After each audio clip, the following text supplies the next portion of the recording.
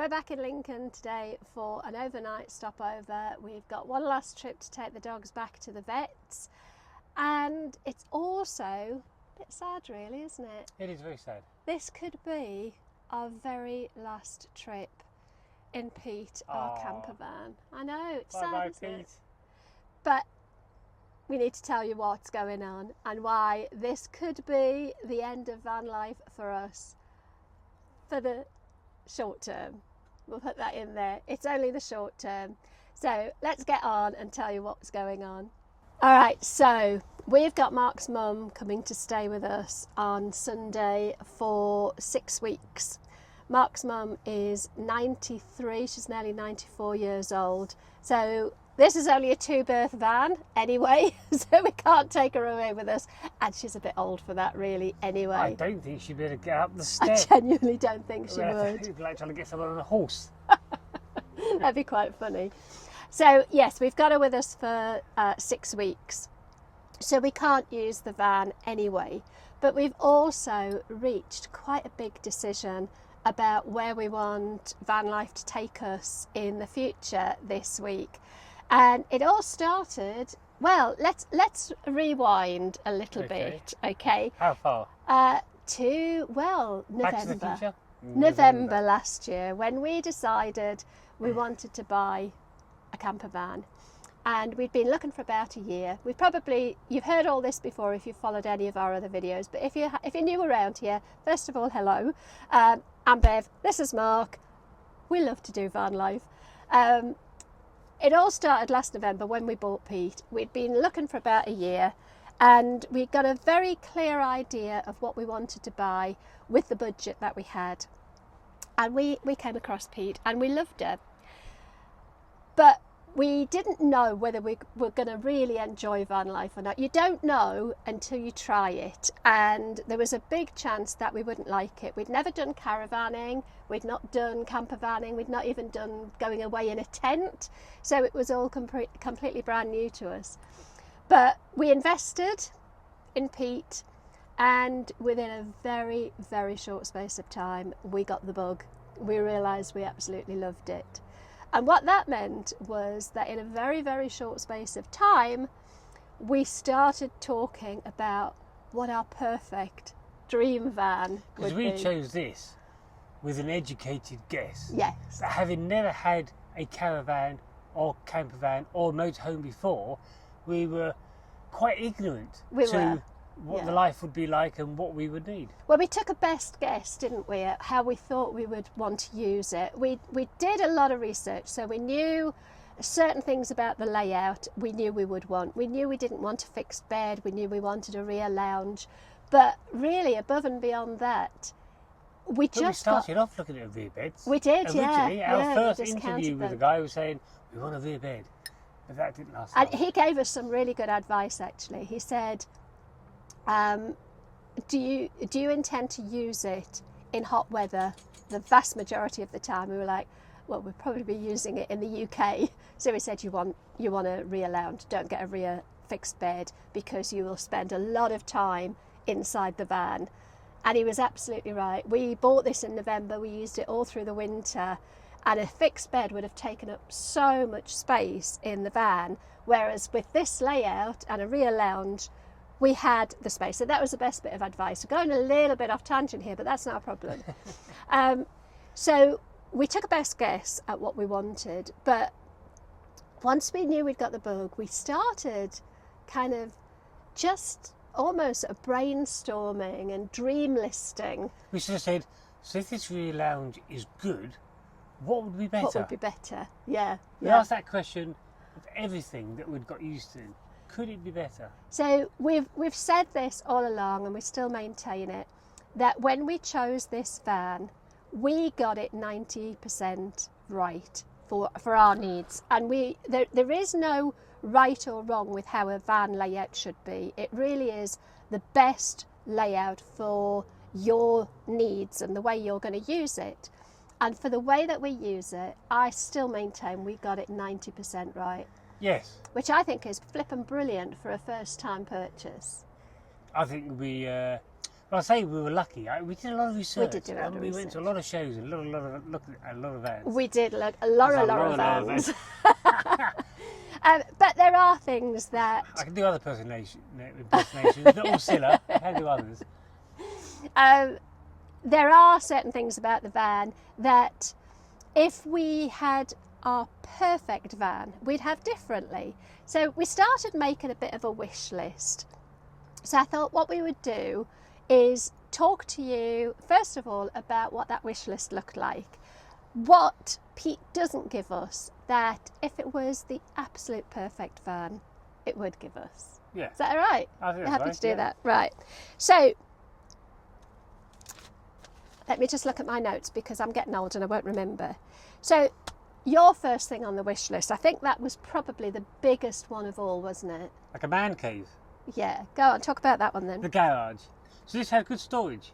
Long storage under both of these bench seats. But the access is in the end. And although you can get everything in and out, it's a bit of a... It kind of limits the size and shape of things that you can put in there, Yes. doesn't it? They've got to be kind of long and thin. I suppose you can put them in under the seats.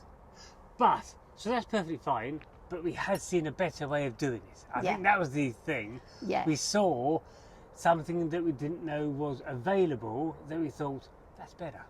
And that was the second bit on our wish list, which was a U-shaped lounge. So whilst this lounge is brilliant and we love it and it's perfect for us, I think it's called a galley. Yeah. I think it's called a galley. We've got the 2 bench seats. We've always felt that this bit here between the seats was a bit of dead space because there's a hole here in the floor for a table to go. So once the table's in, you can't access that bit of the space anyway, and it became a little bit of a dumping ground. Well, what did we didn't it? put there? Well, I used to roll up the mattress topper, Yes. and that would live there underneath the table. So it was always a bit of dead space. So when we started looking at different options and realised that a U-shaped lounge not only would give us a more functional and comfortable seating space, because I quite like to kind of lounge with my back up against the back doors and watch the TV.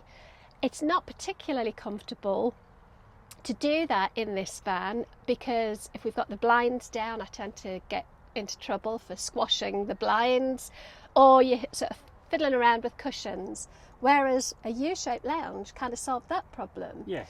So that was 2 of the things on the wish list. The U-shaped lounge, and the reason it gives you a bigger garage is kind of obvious really, but you fill this space on the outside, the garage side, so you access it from the back doors and you've got a longer, wider, more useful space, I suppose, haven't you?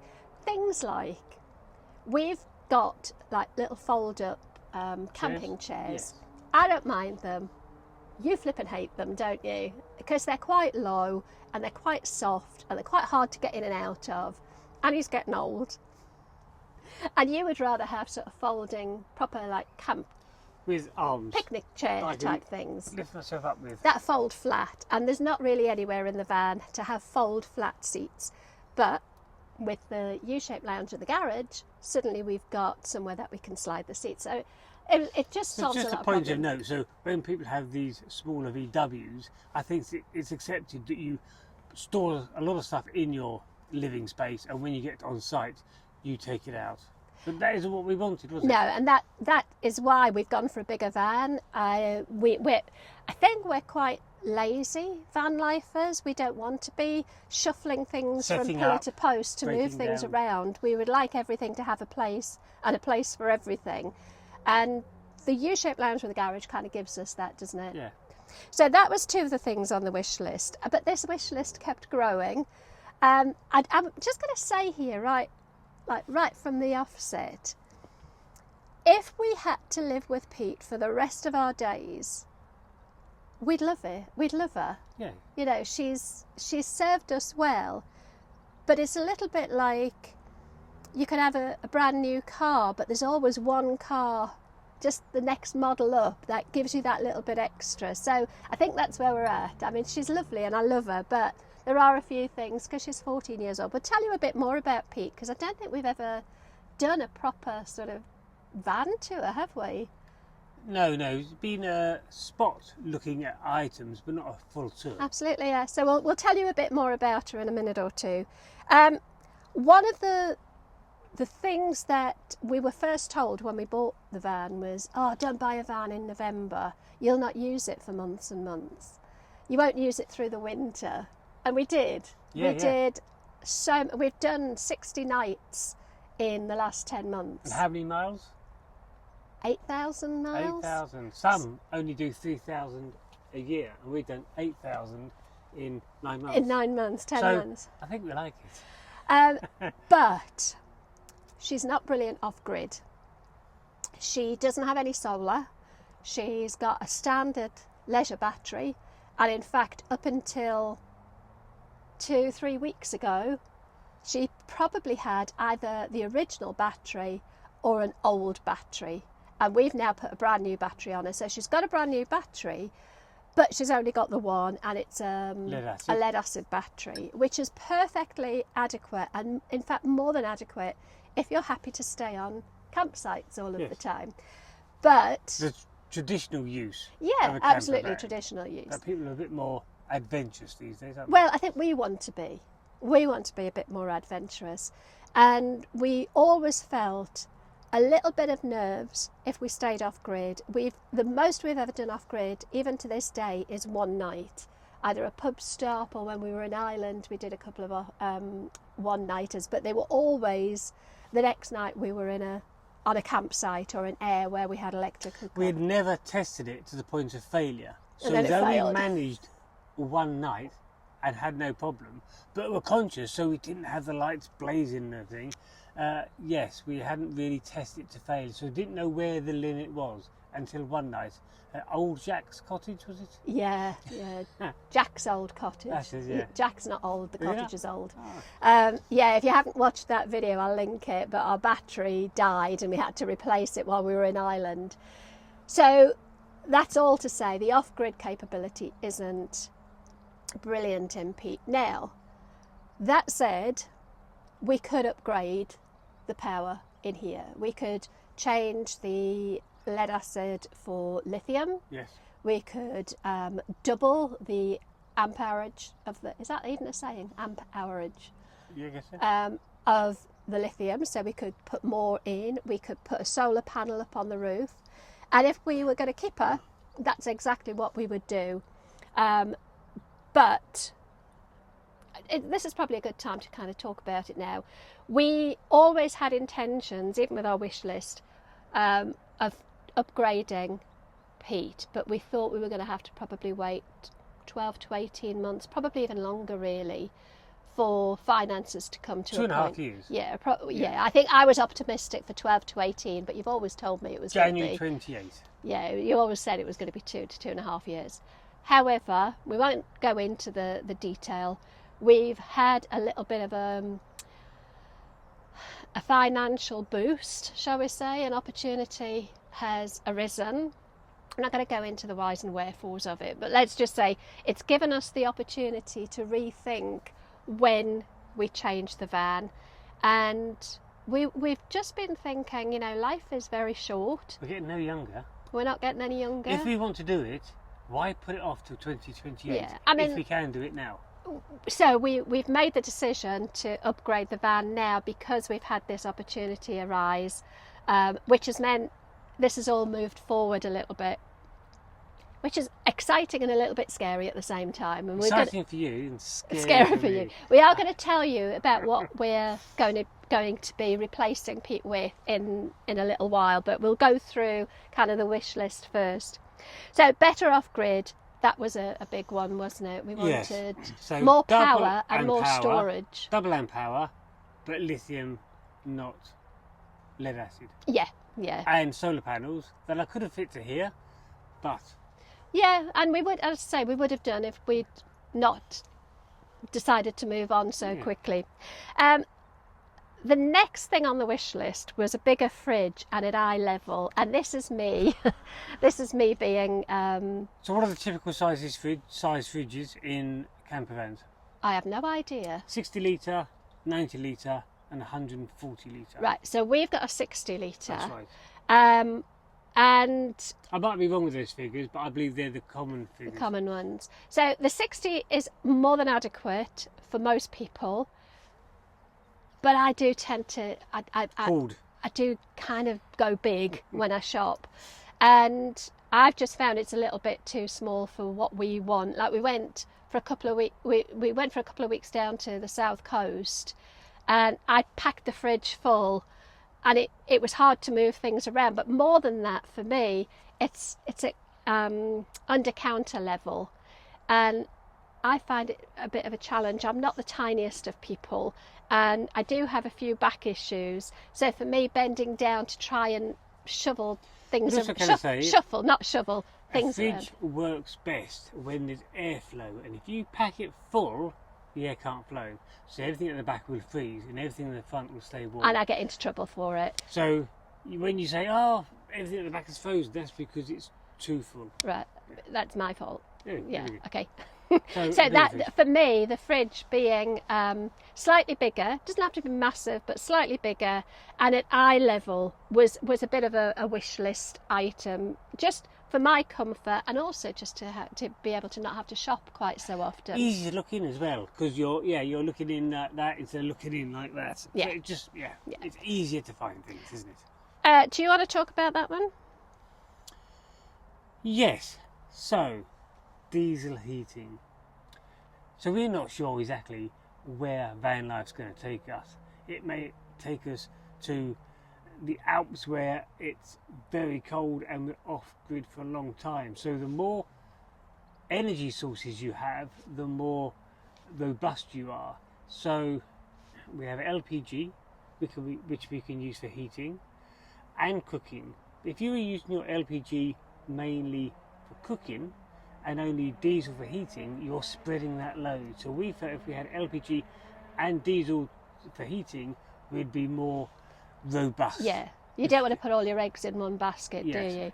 I think for me as well, we've got in Pete 2 exchangeable Calagas bottles. Are they 6 kilogram? Yes. 2 6 kilogram bottles. And I'll be absolutely honest, I don't think we've touched the second one, which is still full, and I don't think we're anywhere near through the first one. But of course, with the exchangeable ones, you can't see the level. You've literally got to kind of pick them up and feel the weight. So they do a brilliant job. They last for a long time. But if we want to do what we want to do, which is to take her to Europe, if we do run out in Europe, you can't just exchange bottles. You'd have to be buying another bottle and hoping, I think, from what I understand. UK bottles aren't the same as European bottles. No. So sometimes if you're going to Europe, you leave your UK bottles at home, go to Europe and buy a bottle there, and then you can exchange. But it's a bit awkward. Yeah. Because you have to have too many bottles. You have to have European bottles and some UK bottles. And it gets a bit messy, doesn't it? And then we thought about refillables. Well, we did think about changing to refillable bottles. But again, for Europe, refillables easy. For the UK, it's getting harder. more and more scarce where you can do it. And I think certain parts of the country have easier access to LPG filling up points. I don't know that where we are there are that many. We've not really researched it because we haven't needed to. But we just felt that diesel is abundant. It doesn't matter where we are in the world, we'll be able to get diesel.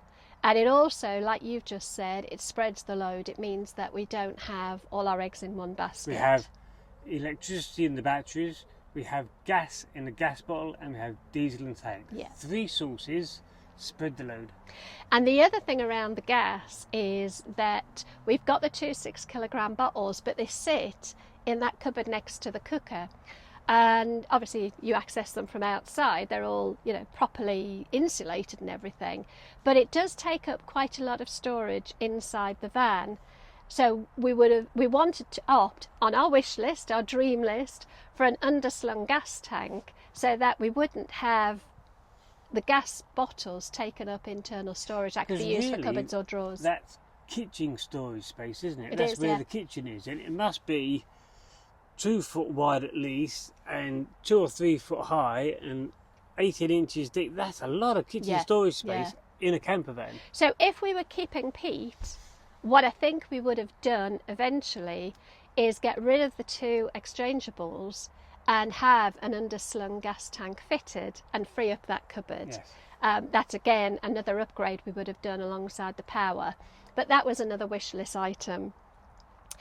More storage was always kind of a thing, but again, that kind of ties in with the other bits, the U-shaped seating and the garage space and the gas locker space. So we just, we'd have tried to reconfigure this to give us more storage, but if we were buying our perfect van, it would already have it. That was kind of the And I think we also thought about, shall we modify this?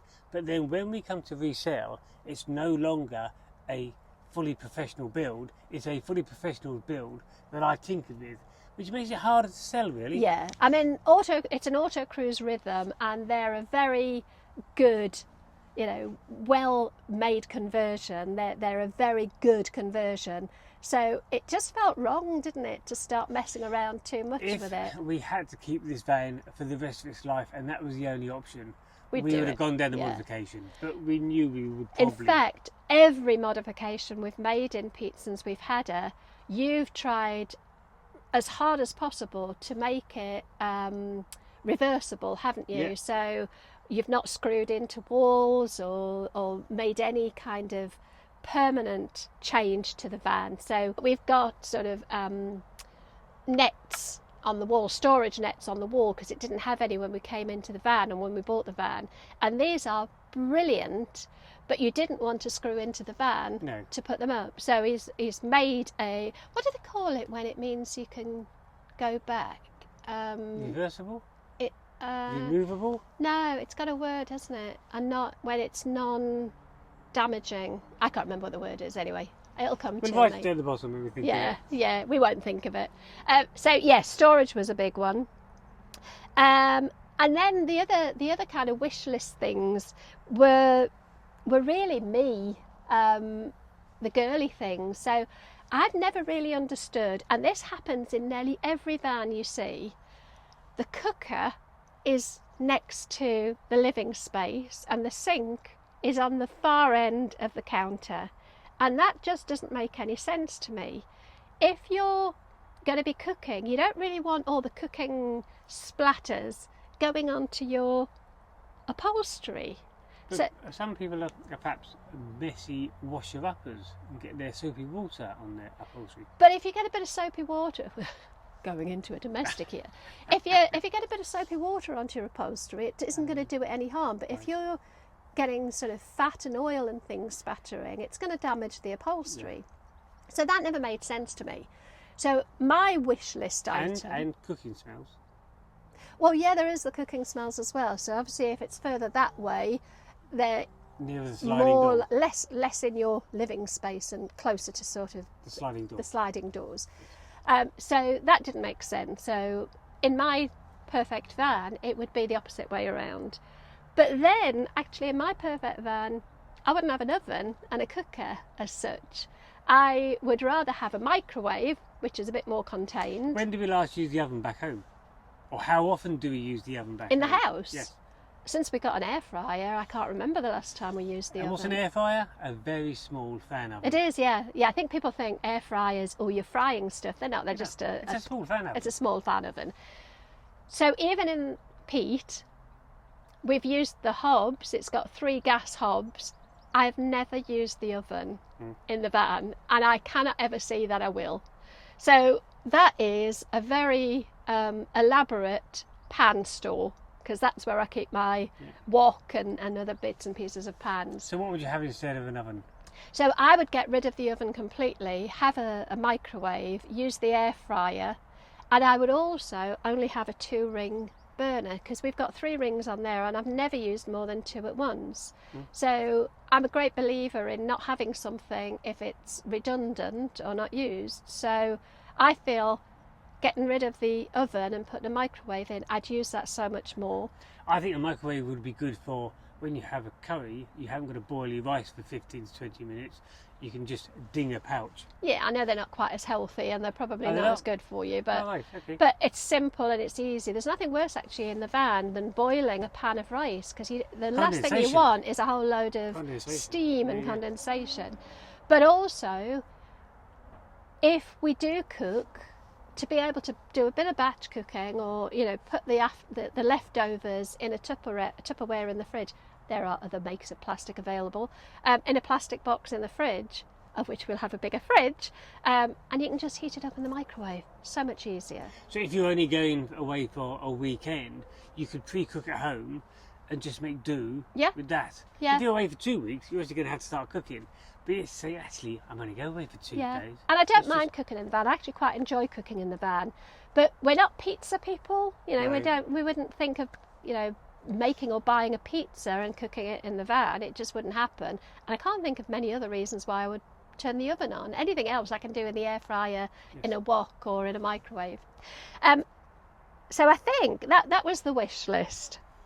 So next stage in this dream, we started looking around about January to see, well, if this is what we would love our perfect van to have, and we don't want to do a self-conversion, that's not our bag. Mark has the skills, but not the inclination.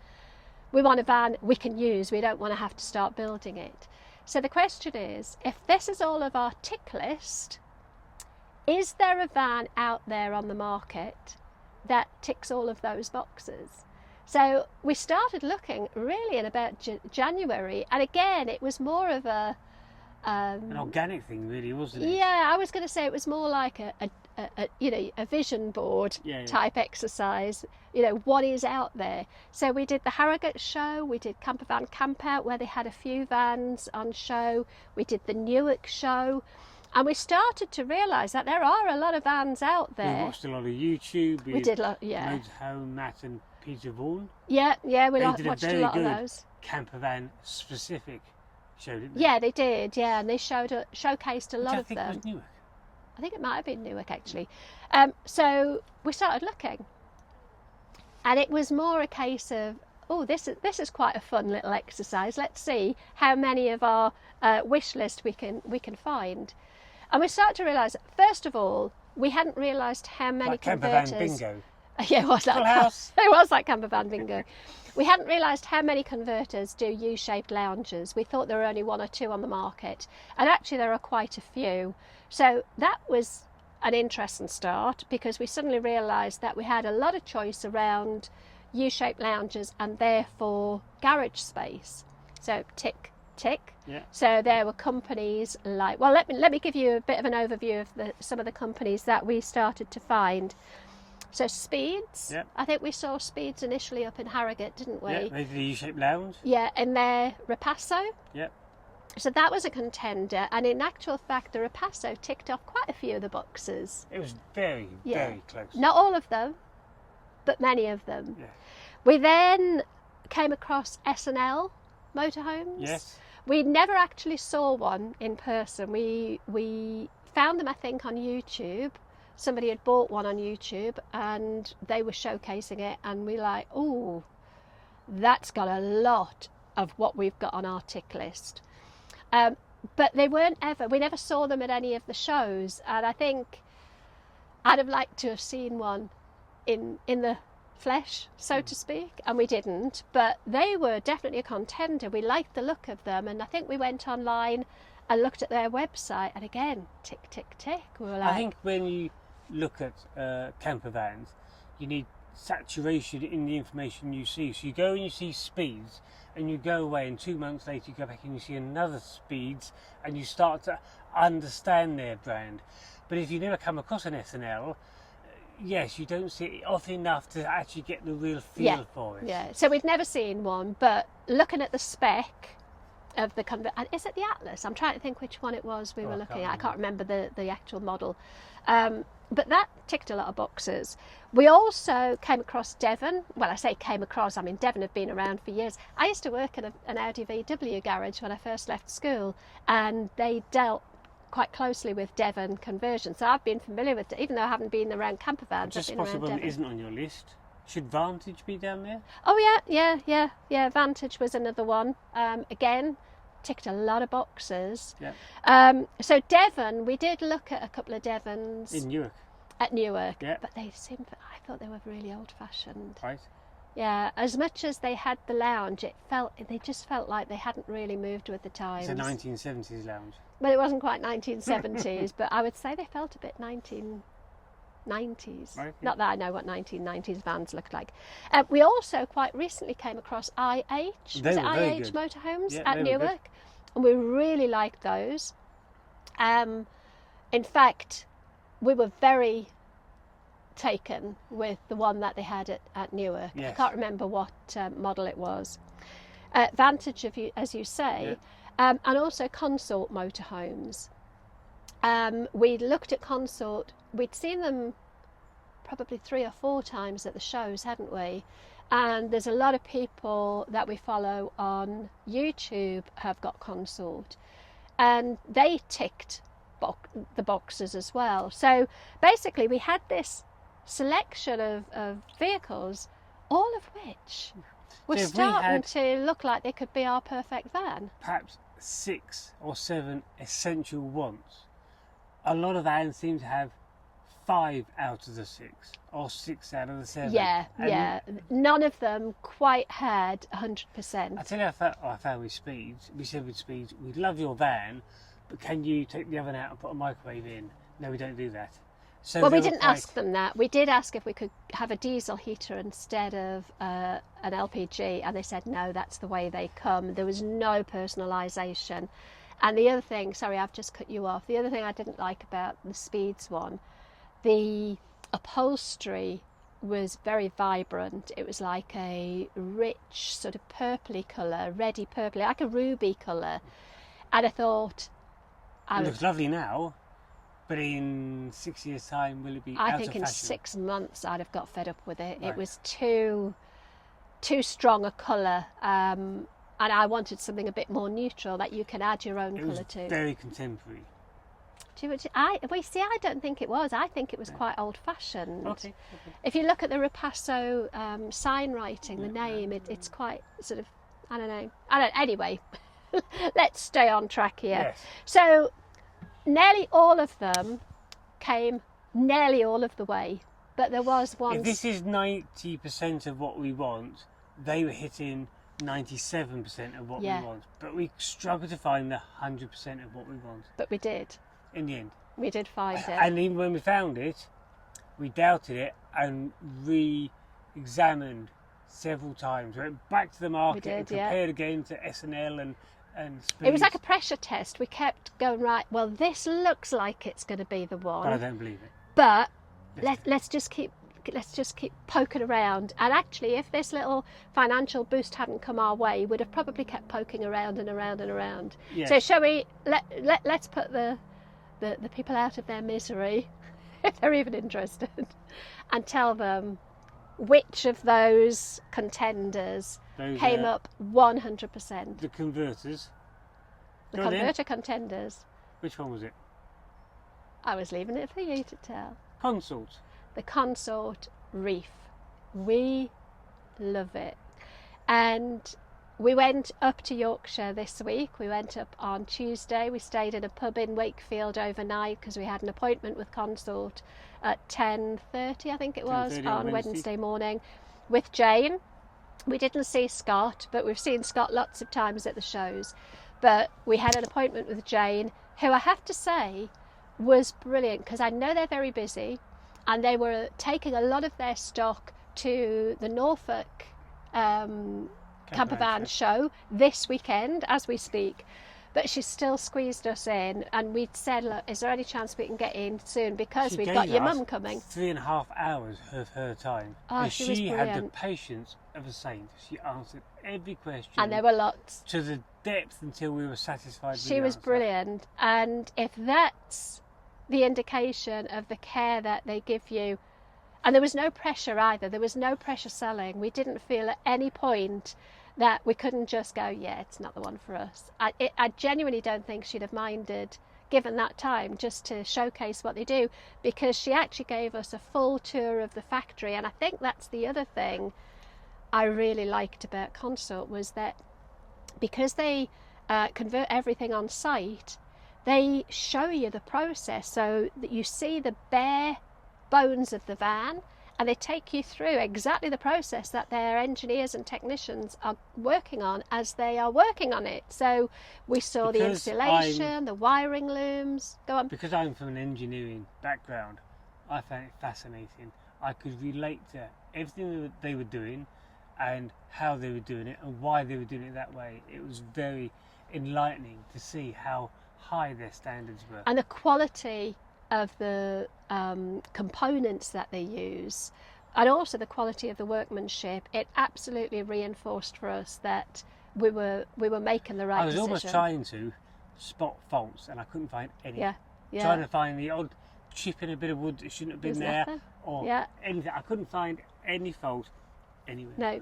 So it was almost like it was being built by robots to perfection. They were, Incredible. yeah. It was so they were so good, and we've heard from other people that actually their after sales is very good. Their customer care is very high, and I can't doubt that. Obviously, we haven't got there yet, so I might be wrong, but I'd be very surprised. I felt like we'd be well looked after. I genuinely feel that. So we did. This is where the excitement and the fear kicked in, because we signed on the dotted line for a brand new Consort Reef. The Reef is the 6-metre U-shaped lounge version. They do a 6.3 and they do a 5.4. We knew the 5.4 was going to be too small. The 6.3, we don't need it. The 6-metre is a sweet spot. Peter's a 6-metre. We've tried and tested it. We know that this is the right length for us. But when we were going down that sort of wish list, every other dealer that we looked at, or every other converter we looked at, there was, well, yeah, they do all of this, but they've got all of this, but, and there was a compromise every time. Every single time. And every time we kept going, yeah, but the Reef has that already. The Reef has that already. So it just made perfect sense. So we're really excited. We are going to be proud owners of a Consort Reef. And I've already named it, but I'm not going to tell you what that is yet because it might change. And we pick her up hopefully mid-September. Mid to late September.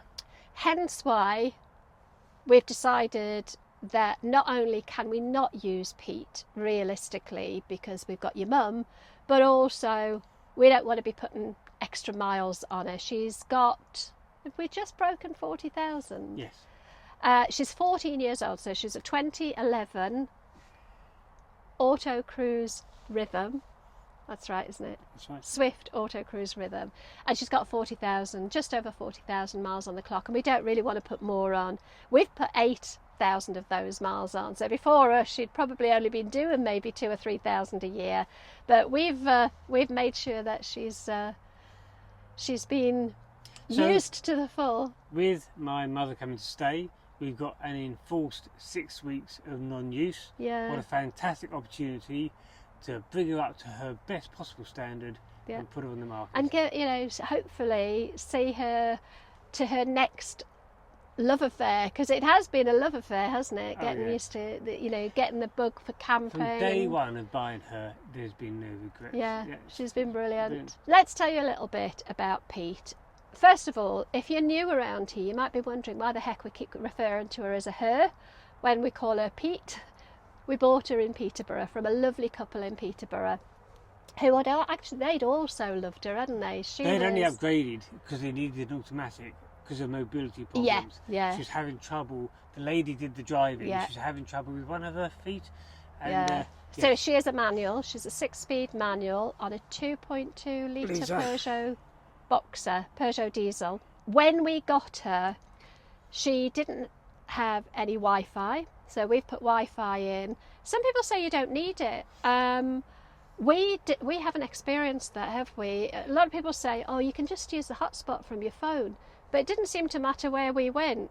You're in a metal box. Our phones never worked, so we put an Avtex Wi-Fi system in, and we've never had a problem with Wi-Fi since, have we? It's fantastic. It's absolutely brilliant. It works pretty much anywhere. The only time it didn't work was at camper van camp out, and I think that was just the internet was just inundated with everybody at camper van camp out. It was just too much for it to cope with. Because we were in a field of perhaps 500 other vans or whatever, and the proof of it, I woke up at 5 in the morning and my Wi-Fi speed was fine.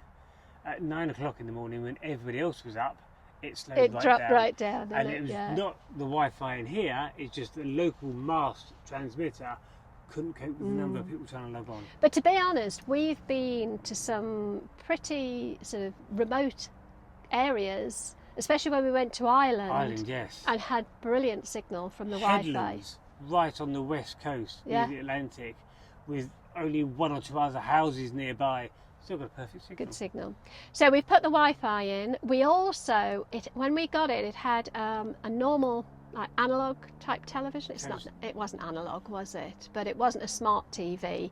So we couldn't get any programs, could we? Probably like a lot of Prime, Netflix, BBC iPlayer and YouTube. To be honest, we watch a lot of YouTube. So we switched the Avtex TV that was in it, and we've put in a smart TV. You're limited to what you can have in the gap, so it's a 19-inch, which is absolutely fine in here, to be honest. So there's 19-inch smart TV, which has been brilliant. We also put a CCTV camera up in here because we've got 2 dogs, so it's brilliant for the dogs. With the amount of fun we have, it's awful, really, isn't it? We'll leave the dogs in the van occasionally if we go, say we have a pub stop, and the dogs have been out and they're tired. Or the pub doesn't want them inside. That doesn't often happen, but there have been a couple of occasions where the dogs have been shattered and they've just wanted to stay in the van. Or we've wanted a bit of, I guess, time when we're not having to think about the dogs. So we just put the CCTV on. It ruins our conversation because we just sit with with a phone showing what the dogs are doing in the van, and we sit there going, oh, look, because you can see them from the CCTV. So that's really useful. I guess it probably doubles up a little bit of security if somebody came into the van. You'd hopefully get a picture of them.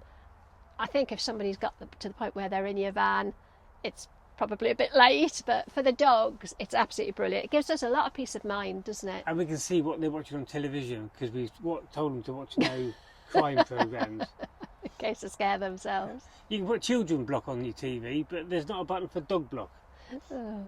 So basically, anything that we've found in the van that we thought needed a bit of an upgrade, we've given it an upgrade. But she still is a 14-year-old van, and she doesn't have massive off-grid capability, but she's brilliant if you want to do van life on campsites and the occasional overnight, off-grid. You could upgrade to off-grid. Yeah, you could actually quite easily. There's loads of space on the roof for solar. Yeah. And plenty of storage for a bigger battery. That's true. But it's not the route we took. That's true. So there you go. I have to say goodbye to her. She is going to be listed quite soon, so if you're interested and you would like to, find out more about her, if it's something that you'd be interested in, just leave us a comment. In fact, I'll probably put an email address that if you want to get in touch with us, I'll put an email address in the comments. But yeah, I'm excited and sad. It's funny, isn't it, how your emotions can be. But the beauty is we've got her on film many times. Yeah. For memories. Yeah.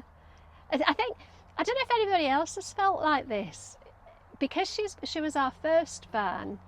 I think our first true love. Yeah, I think there'll always be a soft spot. And to be honest, I thought we were going to have her for a few years. So, yeah. But the new one is coming, and I'm excited about that as well. Anyway, guys, I hope you've enjoyed that, and maybe it's given you a bit of food for thought.